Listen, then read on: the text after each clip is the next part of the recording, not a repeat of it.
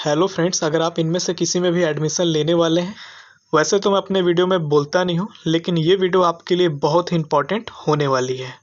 तो समझते हैं एडमिशन का प्रोसेस। ठीक है, सबसे पहले आपको काउंसलिंग कराना है और काउंसलिंग के जस्ट बाद आपको डीवीसी कराना है। ये दोनों प्रोसेस आपका पैरेलल में कंप्लीट होगा, एक साथ कंप्लीट होगा।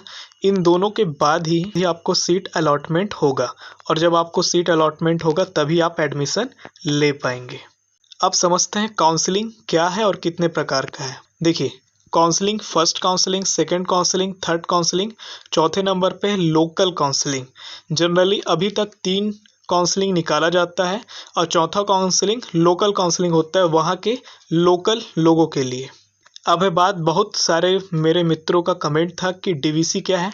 तो डीवीसी एक सेंटर है जहाँ पे डॉक्यूमेंट वेरिफिकेशन होता है। तो इसका फुल फॉर्म होता है डॉक्यूमेंट वेरिफिकेशन सेंटर। ये क्या होता है? एक लोकल ऑथराइज्ड कॉलेज या एक इंस्टीट्यूट होगा, ठीक है, जहाँ पे आपने ऑनलाइन जितना भी मार्कशीट डॉक्यूमेंट आपने सबमिट किया है वहाँ इसका क्रॉस चेक किया जाता है और आपको एक सर्टिफिकेट दिया जाता है कि आपका डॉक्यूमेंट पूरी तरीके से सही है। इस वीडियो में हम ये समझेंगे कि सबसे पहले फर्स्ट काउंसलिंग कैसे करते हैं, उसके बाद ये समझेंगे कि डीवीसी का क्या रोल है, उसके बाद ये समझेंगे कि सेकेंड काउंसलिंग हमें कब करना पड़ता है और लोकल काउंसलिंग क्या है।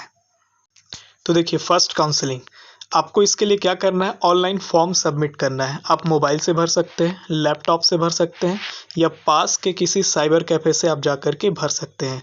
हमारे हाथ में एक इंजीनियरिंग के डॉक्यूमेंट लगी है, उसी के बेस पर हम यहाँ पे समझने की कोशिश करेंगे। तो यहाँ पे देखिए लिखा है director of technical education Chhattisgarh Raipur. ये जो आपका admission year B pharmacy course के लिए है 2018-19 के लिए। जब आप ऑनलाइन फर्स्ट काउंसलिंग भरेंगे तो आपको इस तरह से आपका एप्लीकेशन आईडी आपको मिलेगा, आपको रोल नंबर मिलेगा, ठीक है, और आपको पासवर्ड दिया जाएगा। इस आईडी और पासवर्ड से आपको क्या करना है? डीवीसी कराते टाइम में भी यहाँ पे आपको टिक लगवाना पड़ेगा वहाँ के अथॉरिटी से। तो इस फॉर्म में आपके पूरे डिटेल रहेंगे, आपका नाम, आप किस जगह रहते हैं, आपका स्टेटस क्या है, आपका डेट ऑफ बर्थ क्या है। फिर आपके कुछ सर्टिफिकेट रहेंगे जिस पे आपको डीवीसी भी कराना पड़ेगा। आप 10वीं का सर्टिफिकेट लगाएंगे। यहाँ पे पीटी का स्कोर कार्ड लिखा है, लेकिन यहाँ पे आपको 12वीं का लगाना पड़ेगा क्योंकि पीटी का इस साल रोल कुछ नहीं है। आधार कार्ड हो गया, अगर आपके पास बीपीएल कार्ड है तो वो भी यहाँ पे ऐड कर सकते हैं, ठीक है। उसके बाद आपका कास्ट सर्टिफिकेट, फिर आपका क्या है, निवास प्रमाण पत्र, ठीक, यहाँ पे ये सब लगाना पड़ेगा। अब ये जो डॉक्यूमेंट आपने यहाँ पे फिल कराया अपना ऑनलाइन फॉर्म भरते समय साइबर कैफे में, इस डॉक्यूमेंट का आपको क्या कराना है? डीवीसी कराना है। यहाँ पे लिख दिया है list of copies of document required to submit at document verification centre, यानी कि डीवीसी। जब आप फॉर्म भरेंगे तो वहाँ पे आपको एक और कठिनाई आएगी।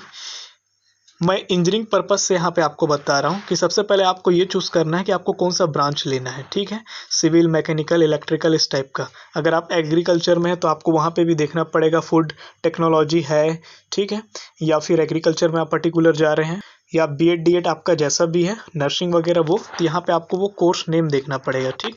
उसके अकॉर्डिंग आपको ये देखना पड़ेगा, वहाँ पे लिस्ट रहेगा वो साइबर कैफ़े वाले के पास पूरा, कि आपको कौन कौन से कॉलेज सेलेक्ट करना है। यहाँ पे ये नहीं पूछेगा कि आपका परसेंटेज इतना होगा तभी इस कॉलेज में आप फॉर्म भरिए। यहाँ पे आपका परसेंटेज जो भी है आपको गवर्नमेंट कॉलेज को सेलेक्ट करना है। पहले उन गवर्नमेंट कॉलेज को सेलेक्ट करना रहता है जहाँ पे आप आसानी से पढ़ना चाहते हैं या जहाँ आपकी फैमिली आपको पढ़ाना चाहती है। तो इन्होंने फॉर्म भरा है government engineering college Raipur, government engineering college Bilaspur, government engineering college Jagdalpur, ये भरा है सिविल के लिए। फिर इनको लगा कि शायद सिविल में अगर सीट नहीं मिला तो इन्होंने इन तीनों कॉलेज में फिर से क्या, मैकेनिकल इंजीनियरिंग में फॉर्म भर दिया। तो इन्होंने सबसे पहले क्या मांगा है? सिविल मांगा है, ठीक है, और लास्ट तक कहाँ तक गए हैं? मैकेनिकल तक गए हैं। इनको अभी ये नहीं पता है कि किस कॉलेज में कितना परसेंट का कटअप होगा। अब मैं यहाँ पे समझाता हूँ कि कटअप एक्चुअल में कैसे बनता है। मान लीजिए ये जो व्यक्ति भरे हैं, ये जो बंदा फॉर्म भरा है, इसका मान लीजिए 90% है। इन्होंने जीसी रायपुर मांगा सिविल में, ठीक, और सिविल में 5 सीट है, तो इनका परसेंट है 80 और सिविल में 5 सीट है, ठीक है। अब यहाँ पे मान लीजिए अगर 85% वाले 4 लोगों ने या 5 लोगों ने अगर फॉर्म भर दिया, ठीक। तो ये 80% वाले को सिविल जीसी रायपुर यानी कि गवर्नमेंट इंजीनियरिंग कॉलेज रायपुर से सीट नहीं मिलेगा, तब इनको या तो बिलासपुर में दे सकता है या फिर जगदलपुर में। तो इस तरह से अलॉट होता है कि कौन व्यक्ति कितना परसेंट वाला कौन सा सीट को मांग रहा है। तो वहाँ पे ये चेक कर जा रहा है कि किया जाता है कि 80 वाला यहाँ पे मांगा, 90 वाला यहाँ पे मांगा या फिर 99 वाला यहाँ पे मांगा। तो वो जब भर देते हैं उसके बाद उनको सीट अलॉट किया जाता है। अब जब आप ऑनलाइन फर्स्ट काउंसलिंग का फॉर्म भर दिए, अब उस फॉर्म को लेकर के आपको जाना है अपने नज़दीकी सेंटर। आपको साइबर कैफ़े वाला ये भी बताया कि आप डीवीसी कहाँ भरना चाहते हैं। वहाँ पे एक ऑप्शन आता है, वहाँ पे वो आपको पूछता है। जिला मुख्यालय में एक ऐसा कॉलेज रहता है जिसको परमिशन दिया रहता है कि आपका डॉक्यूमेंट वो चेक कर सकते। तो डीवीसी के लिए आपको अब जाना है तो सभी दस्तावेजों की सत्यता की जांच आपको कराना है, क्रॉस चेक कराना है। तो आपको क्या करना है रहता है, जितना भी आपका ओरिजिनल सर्टिफिकेट है उनका आपको 2 सेट आपको बनाना रहता है जेरोक्स का, ठीक है।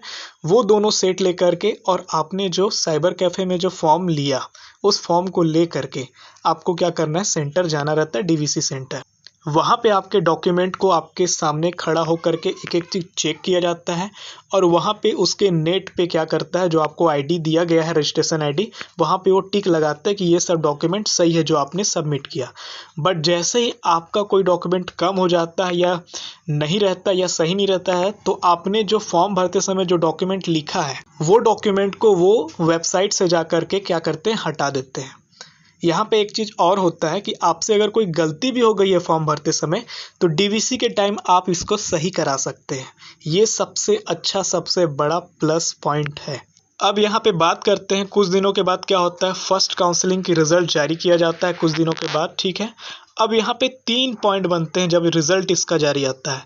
पहला होता है गवर्नमेंट सीट, जब आपको अलॉट हो जाता है। तो यहाँ पे मैंने लिख दिया है, आपने जो मांगा वही आपको दिया गया, ठीक है।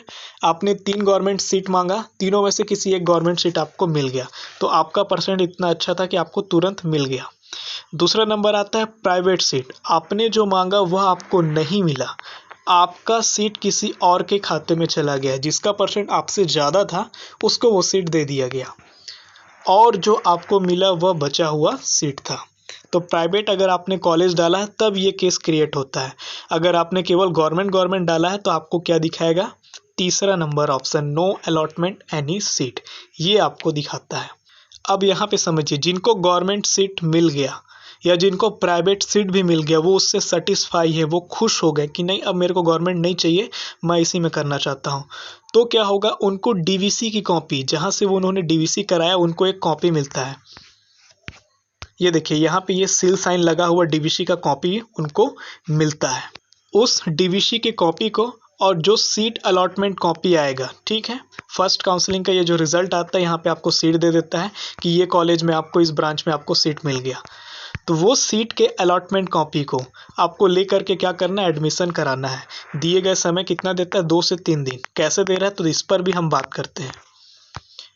देखिए ये आपका सीट अलॉटमेंट कॉपी है, director of technical education Chhattisgarh. यहाँ पे देखिए कैंडिडेट का नाम है, उनका सब कुछ डिटेल दिया हुआ है। यहाँ पे लिख दिया है अलॉटमेंट लेटर 2018-19। इसी अलॉटमेंट लेटर में दूसरा भाग में लिख दिया है, ठीक है, अलॉटमेंट डेट आपको दिया 28 जुलाई 2018 और लास्ट डेट आपको एडमिशन के दिया है 30 जुलाई 2018। इनको जो अलॉटमेंट मिला वो देखिए, इनको यहाँ पे आप देखिएगा अलॉटमेंट दिनांक इनको 28 जुलाई दिया, ठीक है, और महाविद्यालय में प्रवेश लेने का जो दिनांक है 30 जुलाई दिया। मात्र 3 दिन का समय, 28, 29, 30। देखिए यहाँ पे लिख दिया है कि अगर आपने 30 जुलाई 2018 को 5 बजे तक अगर इन्होंने सीट नहीं लिया होता तो इनका जो प्रवेश है उसको निरस्त माना जाता और इस सीट को सेकंड काउंसलिंग के लिए दे दिया जाता। इसलिए आप जब भी फर्स्ट काउंसलिंग कराएं उसके बाद आपको चेक करते रहना है अपने आईडी पर। अब सेकंड काउंसलिंग कब कराना पड़ता है, इसी पर अब यहाँ पे बात करते हैं। देखिए फर्स्ट काउंसलिंग में जिसे सीट मिल गया वह एडमिशन अगर ले लेता है और पूरी सीट पर एडमिशन कंप्लीट हो जाता, मान लीजिए 100 सीट था, 100 में 100 लोगों ने एडमिशन ले लिया, किसी ने भी लेट नहीं किया, कोई कारण नहीं था लेट करने का, तो क्या होता है, सेकंड काउंसलिंग नहीं निकाली जाती है, ठीक है। तो मेरिट वाले बच्चों का ही केवल हो पाता है।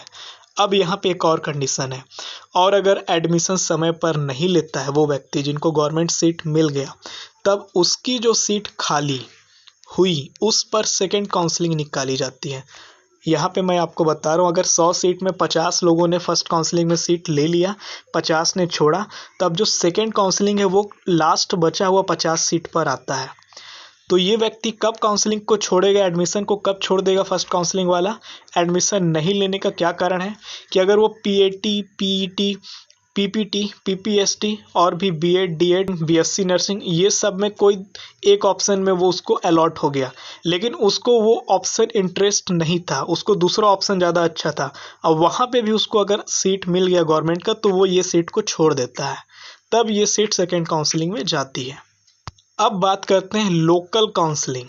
तो ये बस्तर और सरगुजा संभाग में होता है, जो कि घोर नक्सल प्रभावित एरिया है वहाँ के बच्चों के लिए, क्योंकि वहाँ के बच्चे एक तो पढ़ाई से पिछड़े रहते हैं, ठीक है, उनको घर परिवार से सपोर्ट मिलता है, लेकिन इस तरह से कंपटीशन रहता है कि उनको नहीं हो पाता है।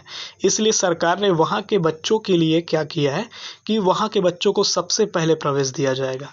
इसी काउंसलिंग को लोकल काउंसलिंग कहते हैं। अगर वीडियो से आपको थोड़ी सी भी हेल्प हुई हो तो इस वीडियो को लाइक ज़रूर कर देना।